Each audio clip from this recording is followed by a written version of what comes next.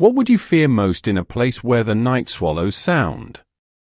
Where the trees have no mercy and the law waits like a silent predator? Would it be the beasts that hunt in shadows? Or the human hands that punish in daylight? Step back 7 centuries, to a Europe ruled by kings and faith, where the forests were not places of beauty but labyrinths of terror.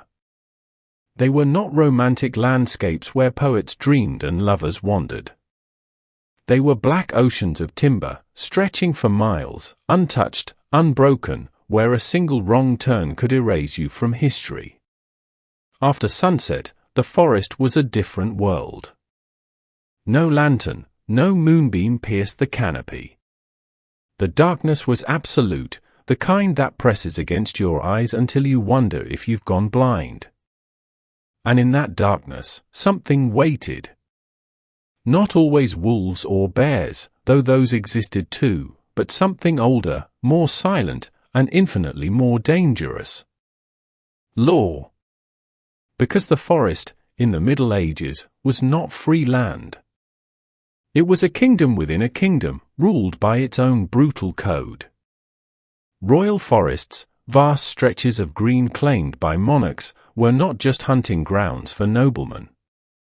They were sacred territories where the trees themselves seemed to bend under the weight of power. Step inside without permission, and you stepped into another reality, one where the law did not protect you. It hunted you.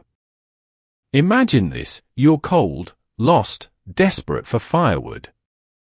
You see fallen branches, harmless enough.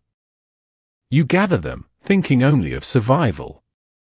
By dawn, you are chained, waiting for a sentence you do not understand. Because in these royal forests, even snapping a twig without license could cost you your life. Poaching a deer was not theft. It was treason. A hanging offense. The men who enforced these rules were not mere guards. They were wardens with authority so absolute it felt almost divine. They patrolled on horseback, cloaked in power, and they answered to no one but the crown. Their justice was swift and merciless. A single accusation of trespass was enough to end a life. No trial by jury, no plea for mercy, only the cold weight of the noose or the iron grip of debt that chained entire families for generations. Forest law was an empire within an empire, and its courts were like dark altars where innocence meant nothing. The presumption was always guilt. And the price for ignorance was death. Outsiders never stood a chance. There were no markers, no signs, no whispered warnings to guide them away. You could wander in by accident, driven by hunger or storm, and that mistake alone sealed your fate. Many travelers learned the rules only when it was far too late. But the crown was not the only power lurking among those trees. Beyond the polished cruelty of royal law lay something more chaotic, men who had abandoned the world of order altogether. Deserters, escaped serfs, condemned criminals, those with nothing left to lose. The forest was their asylum and their battlefield. They lived like phantoms, striking where the roads narrowed, where shadows stretched longest. And they were clever. They mapped the arteries of trade, knew when wealth would pass by like blood through a vein. They placed scouts high in the branches, men who watched with hawk eyes and signaled with smoke, horns, or the calls of birds. Every sound in the forest spoke a language of survival. A broken twig could mean prey or predator. Some gangs were artists of deception. They carved false signs pointing toward imaginary towns, luring travelers into carefully prepared death traps. They dug pits and covered them with leaves, strung ropes across paths to send riders tumbling into chaos. Their business was blood, and they never worried about repeat customers. Because none left alive. Robbery was only the beginning. Violence was inevitable, brutal, unrelenting, and intimate. These were men hardened by desperation, stripped of mercy by years of lawless existence. To meet them was to step into a ritual of suffering from which there was no release but death. They did not fear killing because they did not fear dying. And that made them gods of terror.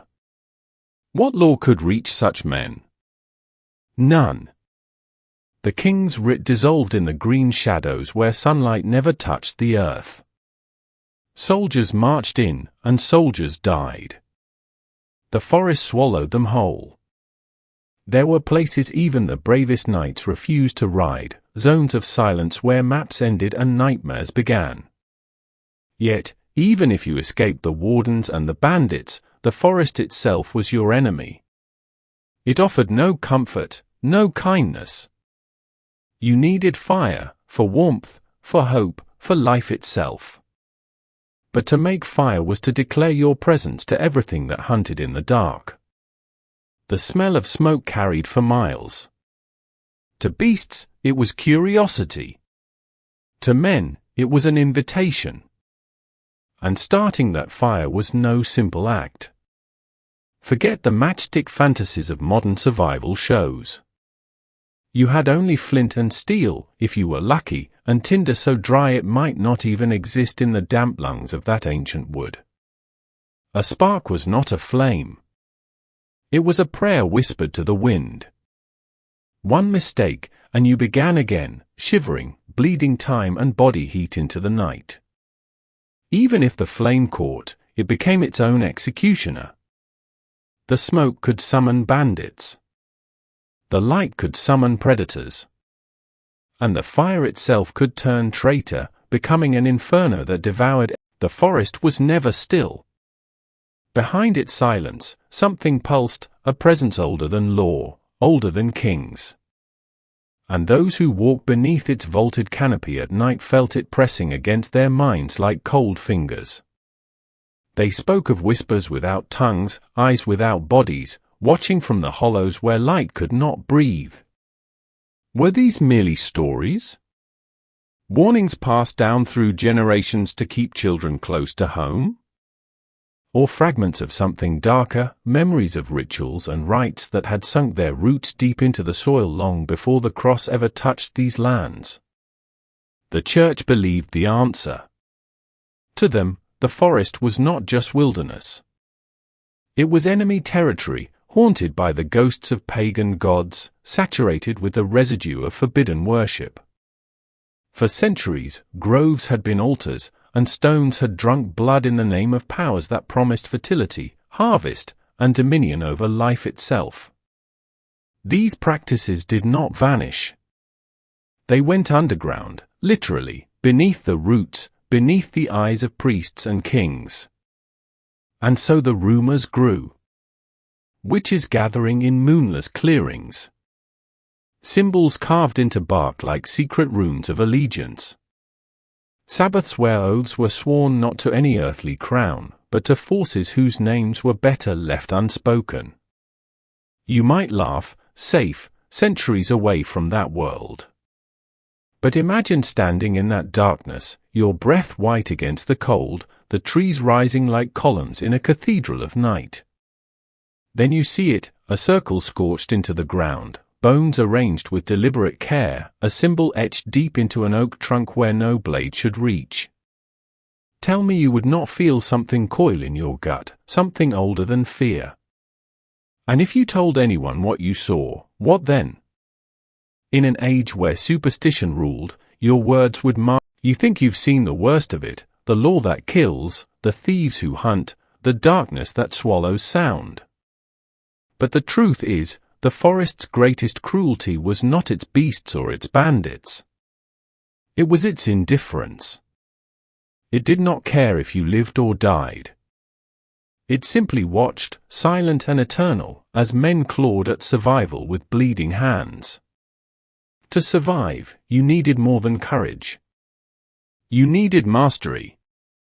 Knowledge that only a handful possessed, knowledge that was earned through years of hardship, not passed down in books. Because the forest was a labyrinth without walls, and losing your path was the same as losing your life. Imagine standing beneath a canopy so thick that the sky vanishes, so complete that even noon feels like twilight. No sun to guide you, no stars to whisper direction. Every tree is a twin of the last. Every path coils back upon itself like a serpent eating its tail. The earth beneath you is soft with decay, and the air tastes of wet bark and secrets. Navigation was an art, and one that failed more often than it succeeded. In open fields, you could read the sun's arc or trace the North Star. But under that green vault, the heavens were locked away. The only compass was instinct. The only map was memory. Those who ventured deep without a guide rarely returned. And if they did, their stories carried the tremor of something broken inside them. What happens to the mind when the world turns to endless repetition? When every step feels borrowed, and every shadow whispers that you've walked here before? It begins to fracture. Panic blooms like mold. And panic is death. It drives you to run when you should wait, to shout when silence is your only armor. The lucky, but hunger kills faster than despair. And thirst kills faster still. Streams wound through these forests, cold and inviting, glinting like silver snakes in the gloom. To drink was a temptation almost impossible to resist. Yet that temptation carried the weight of disease, parasites invisible as air, sicknesses with names no one knew. A mouthful of water could unravel you from the inside, hollow you out with fever and agony. Medieval wisdom said to boil your water. A simple rule. But rules are cruel when reality gives you no tools. No pot, no hearth, no safe place to build a fire without drawing predators or worse. And so you faced the choice, drink and risk dying slowly, or resist and risk dying sooner. Food was no kinder. Edible plants hid among poison twins, mocking your ignorance. A berry that glowed like a drop of blood might promise sweetness, but deliver agony. Roots that seemed nourishing might choke you with toxins so cruel they made death a mercy. Hunting was no salvation, either. You had no bow, no spear, no snare. And even if you did, the creatures of the forest owned the night. They saw what you could not. They heard your breath before you heard their steps. Starvation does not arrive as a roar. It comes as a whisper, a slow erosion of will. At first, you think only of food. Then, you think only of survival. Then, you stop thinking at all. The body eats itself, the mind unravels, and the forest claims another secret. Yet hunger and thirst were nothing beside the weight of what people believed waited in those shadows. For the forest was not merely a physical place. It was a stage where the invisible played its eternal drama. Long before Christianity set its cross against the green, these woods were sanctuaries of older faiths. Faiths that bent the world not through scripture, but stones aligned with the sun at solstice were not accidents. They were instruments. Tools for measuring something beyond time. And though the church burned the groves and scattered the stones, the roots of those beliefs ran deeper than fire could reach. They whispered still, in languages the priests had forgotten, calling those who would listen back to the old ways. The peasants told stories, softly, by hearthlight, when the doors were barred and the night pressed close. Stories of circles scorched black where no fire burned, of shapes moving between trees when no wind stirred the leaves. They spoke of witches, gathering beneath the new moon to dance their forbidden rites, to call upon names older than Adam. They spoke of demons wearing human skins, walking the roads with smiles that split like wounds. Did they believe these stories? With every bone in their bodies. Because the evidence was there, carved into bark, etched into stone. Symbols like twisted branches, like serpents devouring their tails. Marks no ploughman made, no mason taught. What were these signs? Warnings? Invitations? Or the signatures of those who trafficked in powers no man was meant to wield? And then there were the disappearances. Travelers who stepped off the path and were never seen again. Not dragged by beasts, no blood, no tracks, no cries carried on the wind. Gone, as if the earth itself had opened to swallow them. The church said witches. The peasants said curses. But some whispered another word, one that should not have survived the centuries. Sacrifice. Because the old rites demanded more than herbs and chants. Why did priests drench these woods in holy water and still wake screaming from dreams they would not speak aloud? Because there are things that do not die when faith changes its shape. They wait. They endure. They hunger. And the forest, silent, endless, patient, is their perfect cathedral. But what if the stories of witches and demons were only half the truth? What if the rites performed in those clearings were not invocations of devils, but dialogues with something far stranger? Something that had been here long before men walked upright, something that watched from the dark between the stars and found in the forest its mirror, a place of labyrinthine silence, where the lost became offerings, and the offerings became keys. Ask yourself this: why do so many ancient manuscripts, those hidden in monasteries, those whispered about in heretical circles, hint at secrets buried beneath roots? Why do they speak of doors that open only in places where sunlight dies? Could it be that the forest was not merely feared because it hid men and beasts, but because it hid gateways? And if such gateways existed, if they still exist, where would they lead? Perhaps the answer lies in what the monks never translated, in the codices that vanished during fires too convenient to be accidents, in the symbols scratched deep into oak bark where no storm could scour them away. Perhaps it lies in the things peasants saw when they spoke of lights moving through the trees, not lanterns, not torches, lights that glowed like molten glass, drifting without sound. What if the forest was never empty? What if, when you stepped off the path and the darkness, they said the forest kept secrets? But what if the truth is that the forest was a secret, one so vast and ancient that even kings bowed to its silence? History tells us the Middle Ages were an age of ignorance, 1,000 years of darkness between Rome and the Renaissance. But history lies. Or perhaps it simply forgets what it cannot explain. Because in those centuries, there were whispers, not of ignorance, but of knowledge too dangerous to survive. Knowledge that grew roots where no eye could see. Knowledge that lived in the green cathedrals of the forest, hidden in moss and stone, guarded by men who vanished when the fires came. What were they guarding?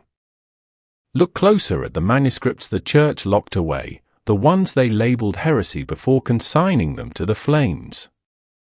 They speak of groves marked by stones in geometric alignments too precise to be accidents. Stones older than any kingdom, older than the written word, forming patterns that echo star charts carved into Mesopotamian clay. How could medieval peasants, illiterate, bound to the soil, know these alignments? How could they replicate the cosmic architecture of civilizations lost to time? Unless those stones were not built by them, but by something else. There are records, fragmentary, half-burned, describing machines buried in roots. Not wheels or gears, but objects of unknown purpose and unnatural artifice, discovered when trees were uprooted by storm. Monks wrote of them in terror, calling them instruments of the adversary. The church ordered their destruction, but the descriptions remain: metal that did not rust, shapes too perfect for human hand, surfaces etched with symbols that no tongue could name. Were these relics of Rome? Or of something far older, something our history denies existed at all? Consider this, but what if they were erased for another reason? What if those endless clearings were not the triumph of agriculture, but the burial of evidence? And what of the stories, the ones scholars laugh at, but cannot erase? Lights moving through the trees like molten suns. Voices speaking in syllables no man understood, yet heard within his own mind. Circles burned into the ground where no fire touched. Livestock drained of blood, their bodies arranged in spirals. Legends, they say. Folklore born of ignorance. But what if these were not fantasies? What if they were reports, imperfect, garbled, of encounters with something that does not fit the world we have been taught to believe in? The forest was not an escape from civilization. It was a boundary between the known and the forbidden, between the mapped world and the places where old powers moved unseen. It was where kings dared not tread without swords and sacraments. Where priests trembled because their prayers fell silent under those towering vaults of green. And still, some entered willingly. Not peasants, not bandits, but seekers. Alchemists, hermetics, the quiet orders that whispered of Prisca Sapientia, the first wisdom, older than Adam, older than time. They believed the forest hid fragments of a language the stars themselves once spoke. And they believed that those who found it could command the forces that shaped the cosmos. What did they find? We may never know. But we know what followed. Fires. Edicts. The Inquisition tightening its fist around anything that smelled of heresy. Whole villages burned for whispers of rights beneath the trees. Entire lineages erased because they spoke of secrets best left buried. Was this something that makes our understanding of the past look like a candle beside a dying star? And why, even now, do certain places remain nameless on old maps? Dark stains where compasses faltered and men vanished without a cry? Places where, even today, the trees seem older than the world, and the air hums with a presence that does not love you, does not hate you, or only waits. Perhaps the question is not what the forest once hid. Perhaps the question is, what does it still hide? If you walk there now, alone, with the night pressing down and the path dissolving under your feet, what would you hear first? The breath of wolves? The laughter of bandits? The echo of chants not spoken for 1,000 years? Or something else, something that does not move, does not speak, yet watches, as it always has? Maybe you think this is fantasy. Maybe you think the Middle Ages were a dead world of mud and misery. But what if they were the shadow of something greater, an age of secrets that bled away not because they were false, but because they were true? And if those truths ever return, will we recognize them? Or will we walk into the forest as they did, believing ourselves safe, until the darkness closes behind us and the silence speaks? If this journey unsettled something in you, if it stirred questions you weren't meant to ask, let them grow. Share this with those who still seek. And if you would walk deeper with us, subscribe. The path only gets darker from here.